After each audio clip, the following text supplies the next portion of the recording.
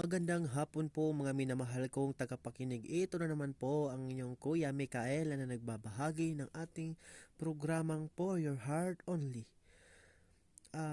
Bago po sa lahat, mag-advise muna ako sa ating kwento kahapon na si Ate Riri. Ate Riri, pasensya ka na po kung wala talagang ibang advice, kundi galing lang po sa akin kasi ako lang po naman ang nag-a-advise kasi wala pa pong nagko-comment sa iyong kwento, kaya makinig ka po. Sabi mo nga po, natatakot ka na payagan mo na manligaw ang iyong manliligaw kasi meron siyang dating ex at friends sila ngayon. Ito po ang gawin mo.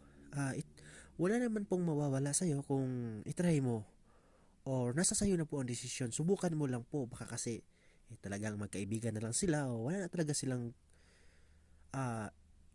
spark sa bawat isa, pero may ways din na pwede din silang magkabalikan. Pero kung ipakita mo rin yung pagiging tunay na pagmamahal mo, wag mo siyang pabayaan, bigyan mo siya ng oras or alagaan mo siya, mahalin mo siya, wag mo siyang lukuhin para hindi na sila magkabalikan ng kanyang ex na kanyang friend ngayon. Maraming salamat sa iyo, Ate Riri, at God bless po sa iyo. Ang kwento naman natin ngayon at ang ating problema ngayon ay padala po ito ni Ate Gia ng Bohol.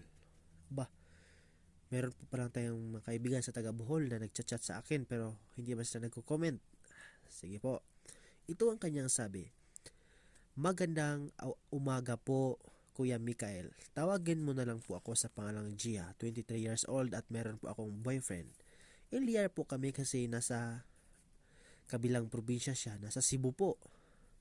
Malayo po yan dito sa amin. Siguro, hindi ko na po sasabihin, basta po malayo. Ito po ang nangyari sa aming relasyon.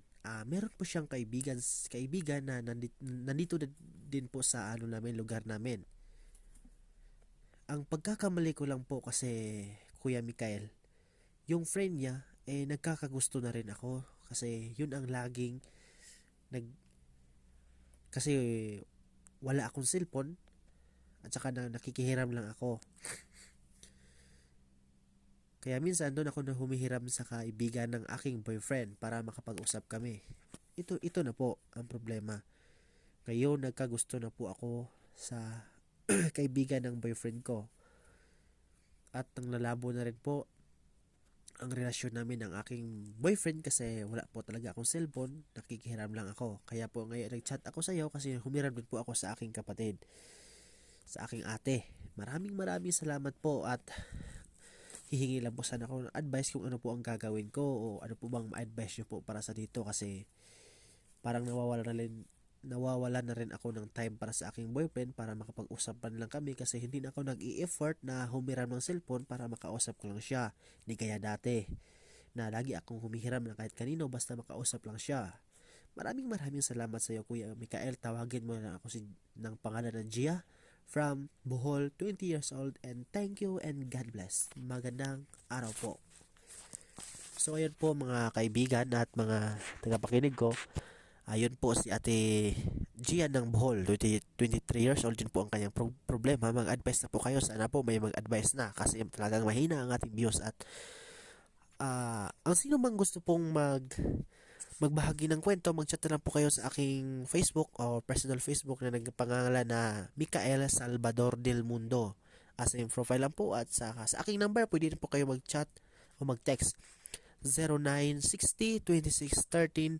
0960-2613-947. Yan po, chat lang po ha o text lang po. Wala na po. Hindi, bawal po kayo tumawag kasi hindi ko po masasagot yan kasi private po yan. Salamat po at God bless.